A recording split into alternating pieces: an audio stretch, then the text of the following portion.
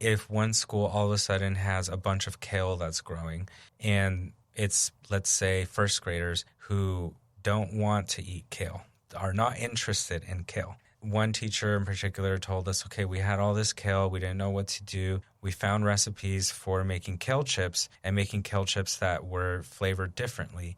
And the kids loved it, especially because now they learned vocabulary on describing the different tastes. In conjunction with us, built such a great bevy of recipes that we were able to share with other schools.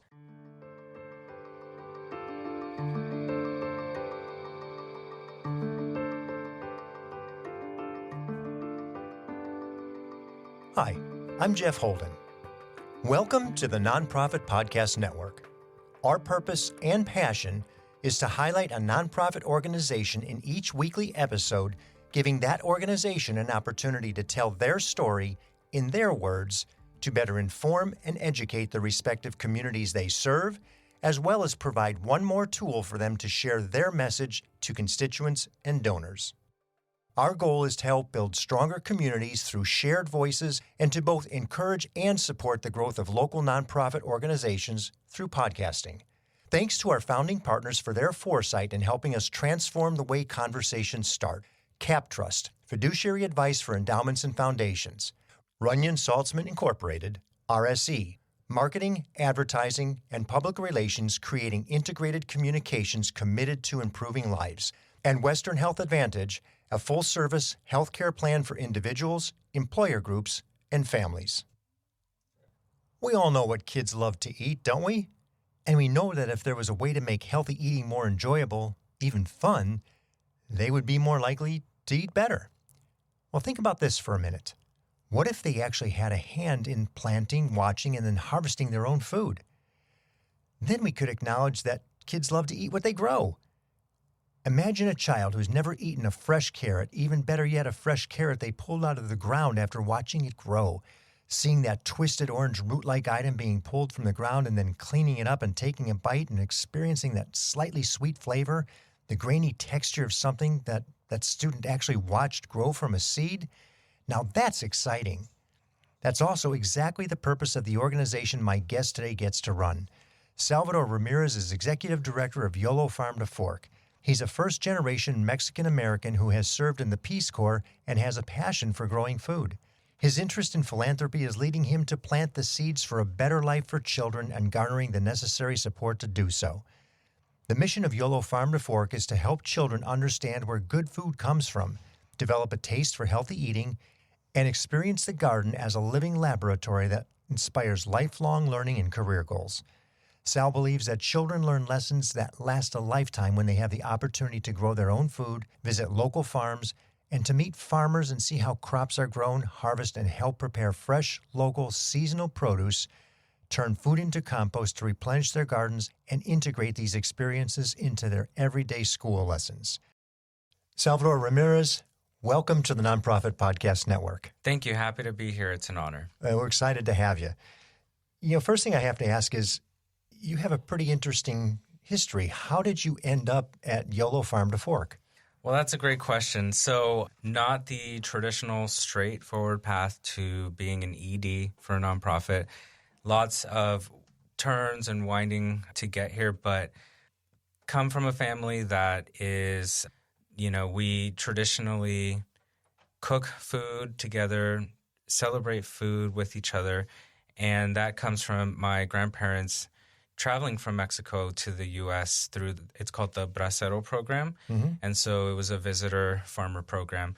And so farming is in my family's bloodline, you can say, and didn't think I would end up doing work that leads farming efforts. But so let's say the first sort of foundational moment for me that led me to think that I could be of service in this capacity was when I was serving in the Peace Corps and I was teaching English as a second language, 4th grade through university level.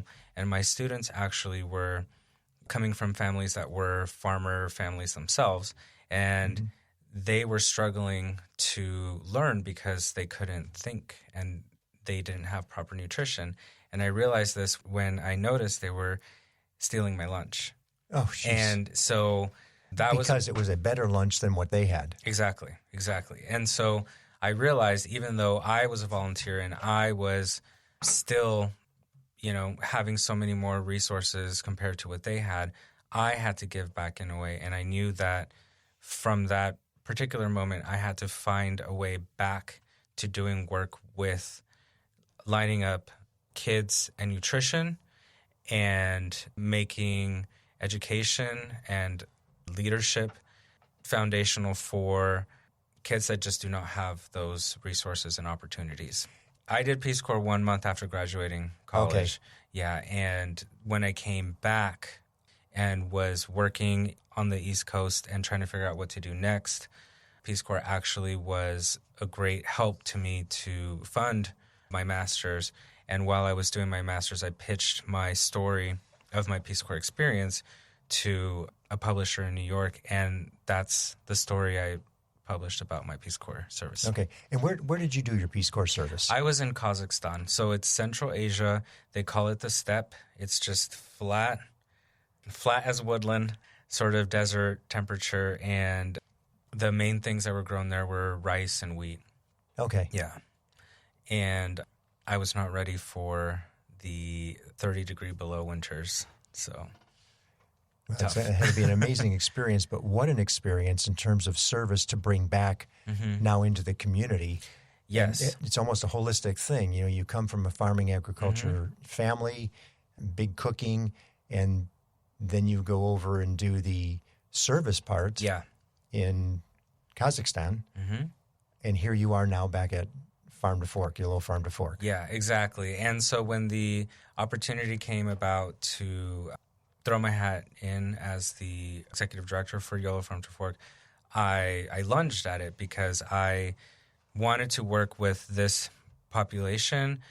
I wanted to work with kids in schools coming from schools that were Title I schools, so disadvantaged schools, and I wanted to also include an element in the education piece of garden education, something that could allow these kids to have not just the foundational practical learning they need, but the opportunity to bring life, so create life. And that comes with responsibility, that comes with leadership, that just there's so many fringe benefits to garden education, much more than just having proper nutrition. And you're starting to get us into the organization a little bit. Tell me about the organization. It originated and its purpose. So you're in the Yolo area. You predominantly serve Yolo County, correct? Yes. Okay. And predominantly in school systems. Yes. Yeah. So about 12 years ago, a group of really involved community leaders and educators felt that there was an opportunity through some grants that came from USDA to root the elementary education in garden education as the basis for starting to ameliorate the problems that they were seeing at that time, which was obesity rates were up for kids and low scores, specifically in STEM, were abound. And so this group of community leaders and educators got this grant, started this work, and were able to figure out curriculum that use STEM, so a hypothesis and testing your hypothesis and seeing how it works out with the children. And the program just grew and grew and grew. So smash cut to now, we are 12 years into doing this program, and the kids are doing much more than just putting their finger in the soil, planting, sticking the seed in. Yeah, putting their little tiny finger, sticking the seed in, patiently watching the produce grow. We build on that now and do cooking in the garden. So the kids are actually harvesting food that they watched for weeks to months grow, and then they're learning life skills in the harvesting piece, the prepping piece, and the cooking piece, because they can go back to their families and their friends and actually show them how this very, very small seed is now something that is keeping them all happy and healthy and alive. So we've really expanded on where we began 12 years ago, and it's a great, I think, comprehensive and robust program that we have going now. So it's a formalized curriculum, and you go into the schools. How does the garden look at the schools? I'm sure it's varying by size, based on the size and the facility of the school, what kind of land they have. Yeah, so essentially the easiest way to describe it is the range goes from a school might have as little as 2 garden beds all the way up to, I think one is up to 20. Oh, wow. And that, as you said, it depends on the size of the school. Each one of those schools serves a different type of population, so we craft and tailor those garden programs to the kinds of demographics for those schools. And so one I can call out in Woodland is called Dingle Elementary, and that one is the only elementary school in all of California that actually grows wheat. There's 5 different kinds of wheat growing, and the kids plant, harvest, and then now cook various things with the different kinds of wheat. And so the first partner, Jennifer Siebel-Newsom, came out 2 years ago to visit that garden and just was blown away by the work that these little kids were doing. Do they make bread out of it too? Do they get all the way too? Oh yeah, bread, amazing. Pasta, and even making the base for dough to have pizza dough made out of wheat. So, that school is plugged in. They all know what they're doing at this point. They can actually go all the way to a pizza, because then they can grow the tomatoes and some of the spices that go in the the sauce. And they could do a veggie. Yeah. Not the meat yet, but that's could do okay. a veggie. Yeah, we don't need them growing cattle and pork, pigs. But so to get to your question, so we, in these 12 years that we've been in operation, have built 68 school gardens, and now we are in the process of wrapping up our 69th. And congratulations. Thank you. That's a lot of work. So we rely heavily on donations. So we have people that we go to source the lumber, source the mulch, source the compost, and then where the school district can come in to help with retrofitting, certain parts of the infrastructure like irrigation, that's always helpful. But if they don't, we come in and do it. And at this point, with all the school gardens we've established and the ones we are continuing to forecast that we will be working in throughout Yolo County, the number is large of the kids that we serve. So at this 68 garden number, we have served 10,000 kids. That's amazing. So it's great for the small team that we have to be able to do that, but it is part and parcel because of the amazing community engagement and the organization we put behind making those resources funnel into the areas that we know that those schools need. So getting back to the classroom situation, is there a grade level that you work with? Yeah. So we primarily work with elementary school age kids. So in Yolo County, there's obviously different cities. Within those cities, there's a different school district. So some school districts will name elementary as K through 6. Some will name it as K through 7. So it depends on which one's the district we're in. How about the teachers? What's the feedback that you get from the teachers and the kids' experience in the whole process? Oh yeah, so it's actually kind of interesting to see how we are building up teachers when we newly establish a garden to be naysayers to now then being the huge advocates for the program, because they love being able to nestle in so many pieces of curriculum that they have to hit to meet the standards in California, the teaching standards, into the garden programming. So I'll give you an example. If one school all of a sudden has a bunch of kale that's growing, and it's, let's say, first graders who don't want to eat kale, are not interested in kale. The one teacher in particular told us, okay, we had all this kale. We didn't know what to do. we found recipes for making kale chips and making kale chips that were flavored differently. And the kids loved it, especially because now they learned vocabulary on describing the different tastes because of the different seasonings. And they, in conjunction with us, built such a great, bevy of recipes that we were able to share with other schools, and how they injected in all of this vocabulary that they needed to teach anyway. Sure. Just from having kids harvest the kale. And that's just in vocabulary. I noticed on the website that there's really some STEM activity going in here in a pretty big degree, especially upper classes. Oh, yeah.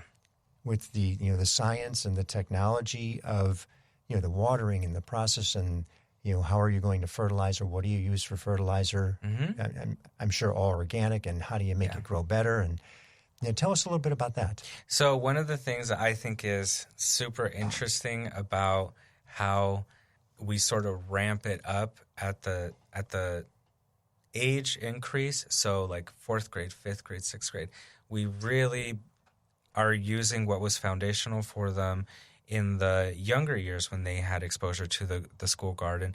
Now they're doing stuff that is just a little more sophisticated. So the STEM piece, when I was mentioning the hypothesis, so one that always gets these kids is when they have a hypothesis on how they think the carrot will grow, and then they're testing it out, and then they actually harvest it, especially the 5th and 6th graders, they will be super happy or super confused or kind of upset. And I'll tell you why some of them are upset. Because what they thought would look like what they see in the grocery store did not come out. Oh, those carrots can come out looking real different. They look crazy sometimes.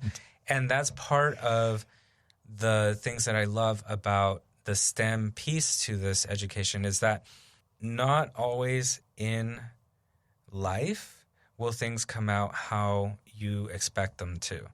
And that's where that beautiful friction between science and how you use that science to inform your life, it starts at that carrot lesson. Yes. Because these kids now are faced with, what do I do when faced with being completely upset or confused and even feeling bamboozled that it didn't come out how they thought?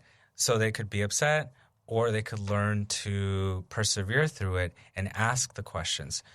Did this grow this way because there was a deficiency of nutrients in the soil? And then keep on investigating. Did this happen because there wasn't enough water? Did this happen for A, B, and C reasons?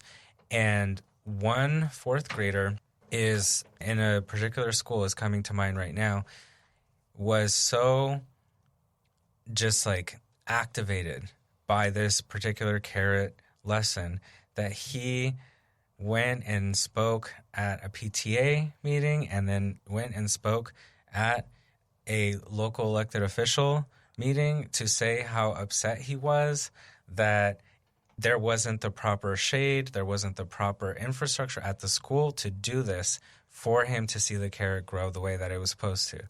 So these kids really get like pumped up. And you wouldn't necessarily think that when you're creating a STEM lesson for carrots, but this is what happens. Sure. And I like the analogy to life. It's not always going to turn out as you think it should or would or could. Yeah. It's all social, emotional learning that gets nestled in, because it's much more than just growing food. Right. You know? What are some of the challenges that you have in the process? And 68 schools is a lot of schools to stay in touch with. But overall, what are some of the challenges that happen and occur in just the overall process of farming in 68 different locations? Yeah. So that number 68, so that represents the school gardens we've established. It doesn't represent the number we are currently in. Got it. So okay. The way that we sort of work is that when we've gotten those schools ready with their garden beds, fully ready with, all the teacher lessons, and now they have agency over their garden and their lessons and what they want to do, when they're ready to take it over and say to us, you did a great job of rearing us, now we're ready to be adults. Good. We say, thank you for telling us. Call us if you need help, because Right. sometimes that happens.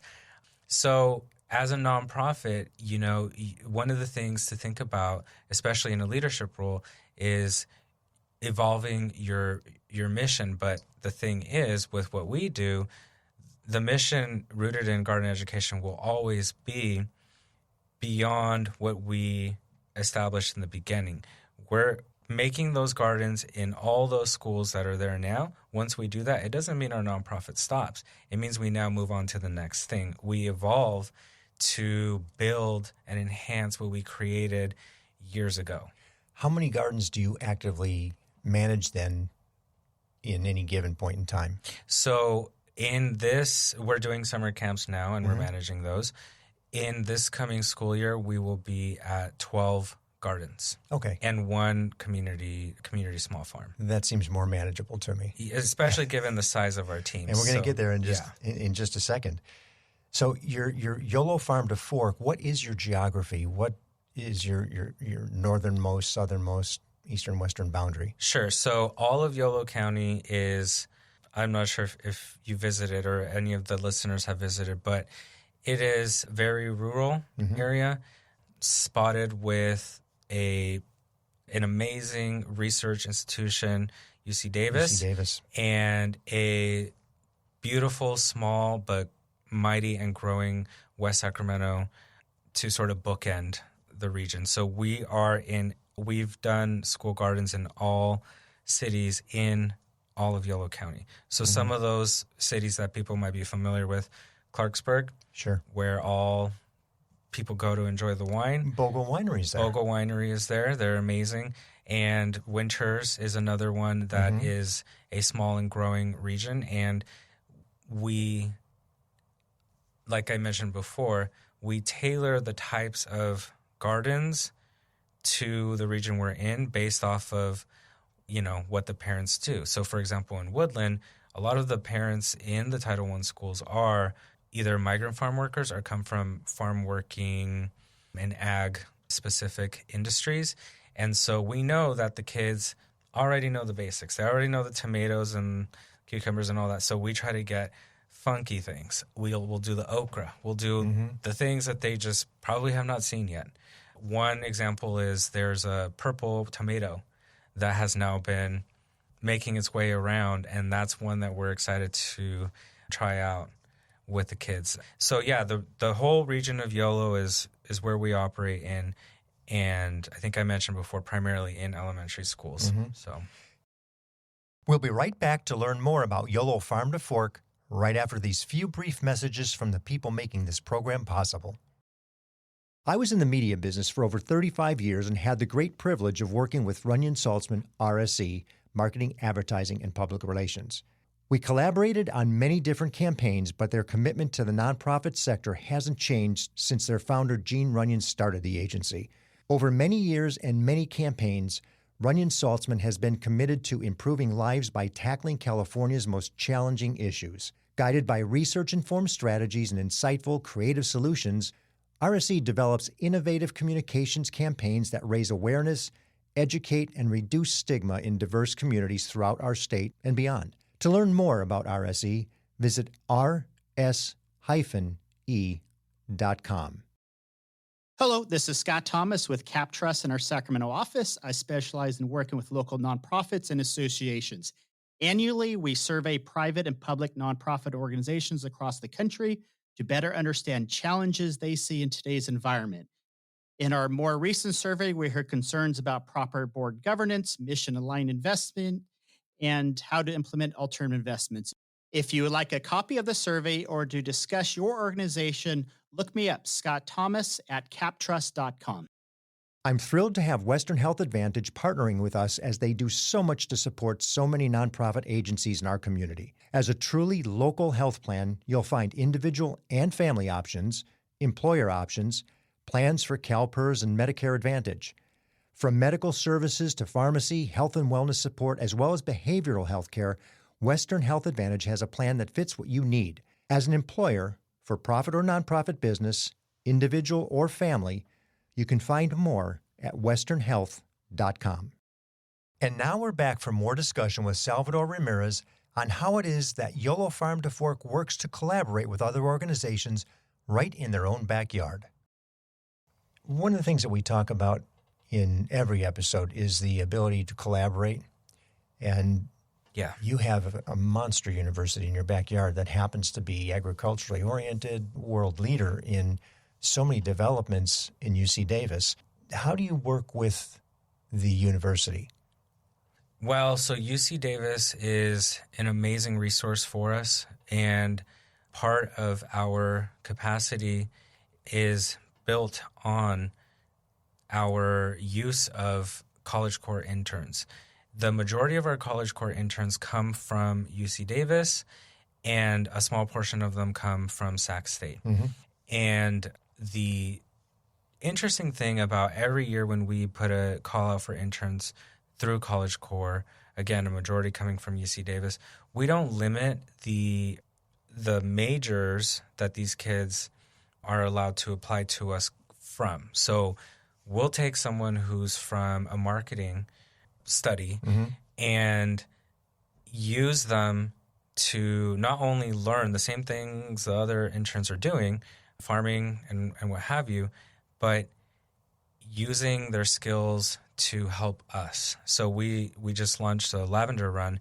One of our interns that came from the region through College Corps was a marketing intern, and she was taking a class in visual communication. She created all of our collateral material for the lavender run and helped us launch this huge, massive effort and did an amazing job. And so we see that there's a huge benefit from those institutions of higher learning around us and not limiting them to their focused area of study being only in ag. We want everyone because it mirrors what the kids also have interest in. They might not have cared about ag in the beginning, but we surely get them excited by the end of the year. It's the same with our interns. And they can see things. They see things differently by an exposure to all the business elements that you're dealing with. Oh, yeah. If you get little T-shirts for them, or if it's pins or stickers or whatever it is, that's the marketing piece of it. Exactly. And, I mentioned this a little earlier on. There's practical life skills that come about with farm work. And it's sort of it's a dying skill. There are, not to get political, but there are so many places around the U.S. that are cutting arts and enrichment to this day. And so we are so lucky and privileged in this part of the world to be able to have the buy-in from the school districts to be able to continue this type of work that can't really happen with a normal traditional classroom curriculum. Traditional It's just too much. That we see it today. And so this is a great way to retrofit that. And I was saying this because the interns are also learning those practical life skills, the common sense stuff that people just don't get if they don't do farming. Right. I mean, if you don't get your hands dirty, you're never gonna know what it's like. And that's what you have to have appreciation for that, because that is a requisite part of agriculture. Yeah. Let me ask you about the operation itself. How many employees do you have? So we, small but mighty, just like me. So we have 2 full-time, we have 3 part-time, and then we have a bevy of interns and volunteers. Yeah. How many do you have roughly in terms of the interns? Sure. So for College Corps, we are looking at getting 7 for this coming year. Wonderful. And now we're also going to be doing what's called Climate Corps. And Climate Corps, so I'll just briefly give you the difference. So College Corps kids are undergrads that have dedicated 10 hours a month to a nonprofit. And they get, they have a certain number of hours they have to meet by the end of the year. So that's great. We can plug them into the school gardens. The Climate Corps, those are 40 hours a week, and they can do much more beyond just some of the day-to-day things that we have our interns do. So they're allowed to do some of the administrative pieces. They're allowed. So it's more of a job readiness. Wow, 40 hours a week? For Climate Corps. Good for you guys. Yeah, and so coming from the world of working in the Corps, so I did Peace Corps. I saw the amazing benefits of that. So using AmeriCorps volunteers, which are the College Corps, and then Climate Corps, it's volunteers is how we run everything here. Yeah, it sounds like it, because you are lean, very lean. Yes, and then we also have made an effort to establish our relationships with all of the service-oriented organizations throughout Yolo County. So, Kiwanis, Rotary, what have you, we go to them when we know that we're going to build a new garden and they're looking for a project. We make it work. We plug it in. We go out and ask corporate sponsors at times for, maybe a sponsorship for something like the Lavender Run. And they might say, well, we're tapped out for the year, but we can send volunteers on a monthly basis to a school garden right by our facility. So we make it work, and we don't turn down help. No, I would imagine not. Yeah. You're doing so much with so little. I mean, that's amazing. And you have a sustaining element to it, too, because the schools don't drop off once you've left them to their own devices, so to speak, and you still have this integration in the community that would stay in touch as well, I would imagine, throughout the course of that garden. Absolutely. Let's talk a little bit about funding. Sure. How are you funded? So it's a nice combination. We were talking about pizza earlier. I look at it like a pizza. So you're making me hungry. We were talking about fruits and vegetables and stuff coming out of the ground and carrots, which I love. Well, it's also lunchtime. It is. People don't know we're recording this between 11 and noon. And those kale chips sounded great too, by the way. So, all right. So picture a pizza. So 1/4 of it is grants. Then we got a couple of slices through foundations. We're funded partly by individuals and businesses, but the donations and sponsorships piece is sort of like the biggest chunk of it. So we are always trying to, I mentioned before those relationships that we have. We're always trying to make sure that they don't stay static relationships, which is hard to do because at times a business who's a corporate sponsor might have shifting priorities, and that might not align with what they were currently doing to help support our efforts. And so in that, we don't take for granted the sponsorships we do have. We actively look for more sponsorships because we think that our mission is vital to be amplified in other channels that these sponsors can share about the work that we're doing. And also a great thing for them to also put out into the world that they are mission aligned with this. So it's a win-win. Well, there's no better place than to start with the children because the children take it home. Yeah. And then the parents see it, and whomever those sponsors are, it's a good feeling. And if they have a tangible product or service that the community can use, it tends to be engaged by those families who want to give back to what the sponsor's been giving to their kids. Oh, absolutely. So absolutely. We appreciate all of that. And we love that the kids become authorities on, tomatoes or something that we all as adults are like, okay, relax. But this is like the first time. And it's through those corporate sponsors and other sponsors that reality is able to exist. Making those kids excited is thanks to them. Yep. So, and I can only imagine the thrill from a sponsor's perspective as well, because we've all been in those situations where you're helping somebody either at a school or a school district or your own kid's school. Just seeing the kids engage and understand is so rewarding. Oh, absolutely. And one of the things that we listen to what we hear our sponsors tell us about, hey, have you considered something that might teach the kids about their climate future? Or have you considered something that might teach the kids, much more beyond how to grow a salad, but how to expand it to do all of these other things? And so we listen to it, we incorporate it, and we report back to them, and we say, hey, that was a great suggestion. These are the results. This is what we got. And when you look at the test scores related to what it was you were just suggesting, look at their understanding here. Thank you so much for even starting that dialogue and that conversation piece for us to then expand it and iterate on it. Because, we can't, we're not naive enough to think that we are the authority on garden education. Right. Other people can teach us stuff too. And you have to have an open ear to it. Including those children. Absolutely. If money were no object, right?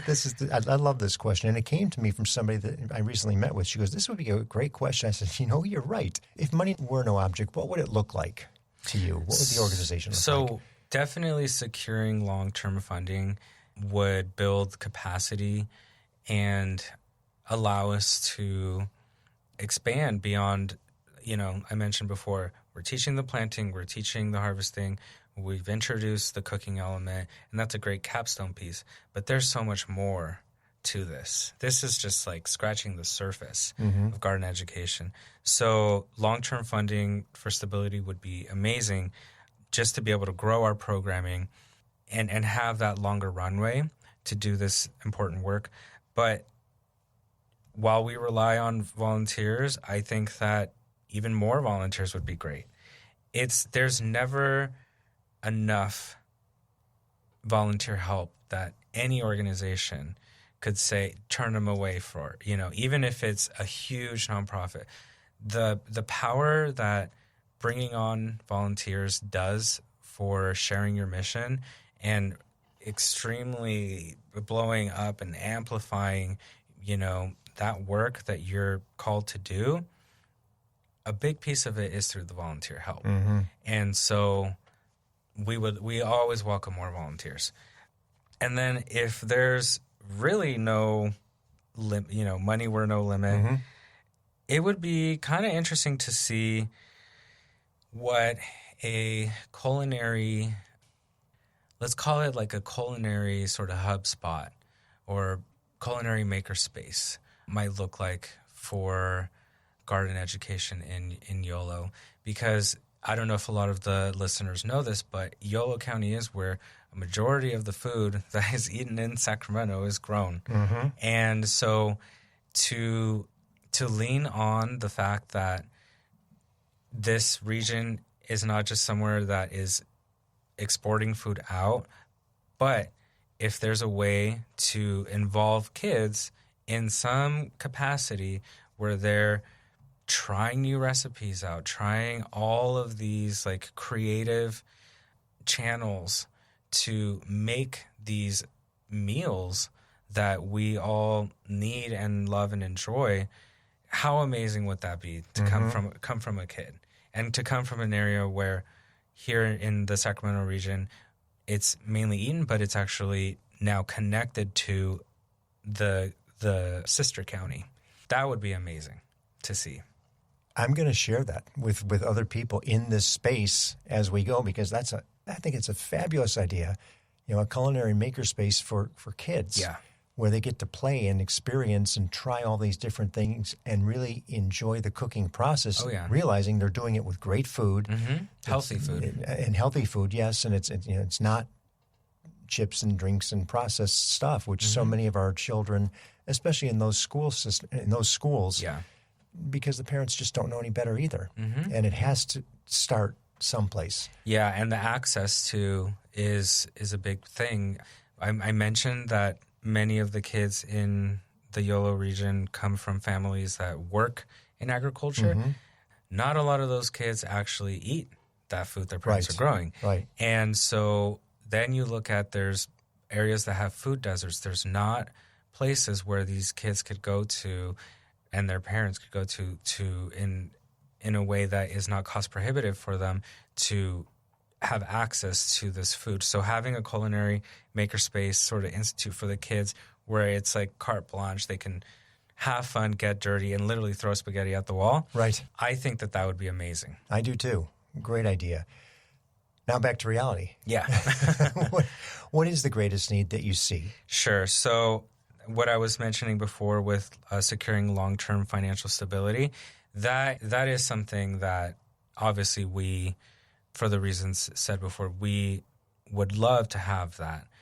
And one of the ways that we think we can get there is we've piloted this program through the Charlie Cart Project, where we're able to bring these mobile kitchen apparatuses to the garden so the kids can actually do the cooking in the garden. We know that to get even more buy-in, so we have great buy-in from school districts, but we want more buy-in from businesses, local leaders, research institutions, institutions of higher learning, to see that what we're doing with these Charlie Carts in these schools is having such an impact that it would be not smart to not pour some of their resources into the work that we're doing. So for us, one of the ways that I think we can get to securing the long-term financial stability is actually getting Charlie Carts in those schools that we are working in, because we need to prove through, we piloted this program, we need to prove now through doing that over this many years, this is what we can now effectively say, this is the impact that these have had on the kids. I would imagine at some point you'll see these kids coming up through our restaurant system too in the greater Sacramento area. Yeah. And they can reference this. So just for the benefit of the listener, explain the Charlie Cart, because I'm not sure everybody understands. Sure. So to do that, I have to explain who started the Charlie Cart Project. So Alice Waters is a foundational piece to the whole food movement, the whole food space, about really they call it now the slow food movement. And it's about sourcing your food locally, taking your time in the preparation so that builds the appreciation of what you're about to eat, and making sure that it's all healthy. And so that was Alice Waters' whole ethos. What she did... Of restaurant fame. Of restaurant fame, Chez Panisse, shout out to Berkeley. And so actually that restaurant, if you've never been, if the readers or the listeners and readers have never been, it helps fund the Edible Schoolyard Project, which is in Berkeley and also in Stockton. And that is the basis of our program in doing garden education. We don't have a restaurant that we then, we get that maker space going. Maybe that'll be the next step, right? But we've picked the pieces of the Edible Schoolyard Project to inform how our nonprofit work is going to then use that as a baseline to operate from. And so Alice Waters, in all of this amazing work she's done with the restaurant Chez Panisse, with the Edible Schoolyard Project in Berkeley and in Stockton, then was one of the founders for the Charlie Cart Project. So bringing it now back to what we're hoping to do with our work is introduce these Charlie Carts into the schools we work in. So the Charlie Cart itself comes with 50 different curriculum that help the teachers immensely, because there's not enough time. They don't have to plan it. They don't have to plan it. It's right there. And it couples nicely with what we do, because we then create the crop plan for their school. If they want to do these lessons, great. We'll make sure that you have what you need to actually do that. And many of the schools in the region are not just English speaking, there are dual immersion schools. And so we've translated those curriculum into different languages to then help actually make it culturally specific to those school children. And then the other amazing part that the Charlie Cart Project enables us to do is each Charlie Cart itself, it's mobile, so it moves around in the garden. It comes with everything that you can think of you would need to actually make food. So it's got a blender, it's got a burner, it's got all the cutlery is child safe, so the kids can cut the carrots. And and actually like prepare these amazing meals fresh right there, ready to go. And all the lessons can be done in under an hour. So it's an amazing, quick thing. We love it. We piloted it with our field trips in the spring. We're doing it with our field trips now in the summer, and we're going to continue doing it in the coming academic school year. Wonderful. I love the concept. And it's kind of a cute little name when you think of kids and students. Yeah. It's the Charlie cart. Where's their Charlie cart? And you try to explain that at home when the little student comes home and the child's explaining to mom, "With the Charlie cart, Mom. we need a Charlie cart." Yeah. I'm sure it is part of that conversation at some point once they're exposed to it. How many do you have? So we were able to get our first one in February. We're only at really one. New to you. Congratulations. It's very new. Thank you. We got our first one in February, and that was thanks to the Rayleigh's Foundation. We applied for a grant for them to help us fund doing our field trips, so that it's no cost to the schools. And the amazing part of this grant through them was they not only helped fund 10 school trips, they got us our first Charlie cart. And so the Rayleigh Foundation, which we call our Rayleigh's family, is amazing because we were able to then, in piloting during the spring, the use of the Charlie cart in the field trips, build our field trips to not just be in our small community farm, but then to take the kids after the morning portion into a Rayleigh's store, go into the back room, learn about how all the meat is prepared, how all the food is packaged, how to read the labels, the nutritional labels, which is key, and then now have an understanding of, well, you knew that food was here ready for purchase, but in the morning you just learned how it gets there. Right. Because you planted the food yourself and you harvested it, and now you see it sold. And it's a perfect capstone piece, which we love that Rayleigh's was able to provide that opportunity for us. Well, they're fabulous community partners in so many ways. We had Chelsea Miner on here talking about food for families. Yeah, and I think Zoe Edwards, yes. Yeah, they did a fabulous job, just a really, really good job. Yeah. Well, that was a great explanation all the way around. And I really I can see the enthusiasm for what you do in the conversation. I know you got your hands full. Yeah. And it's a process, but I personally am a proponent of health. I really want to see everybody take care of themselves, and it just prevents so many things. But that doesn't happen without education, and it has to start with the education first. And you're kind of tying the two things together in so many ways at youth. Yeah. So maybe we can course correct this direction we've gotten off tangent on with sugars and fats and too much consumption of the wrong things. Yeah. By educating those students and then seeing them come into the community and seeing them grow up and have an expectation that's different than the previous generation. Yeah, and what I love is also being able to take these new batch of kids coming out of the pandemic and reintegrate them into socialization, reintegrate them into it's okay to make mistakes, and get those anxiety levels down, because many of those kids were just learning from a iPad. Now they're learning from the garden. Oh, it's a whole different thing to get your hands dirty than to see at a picture.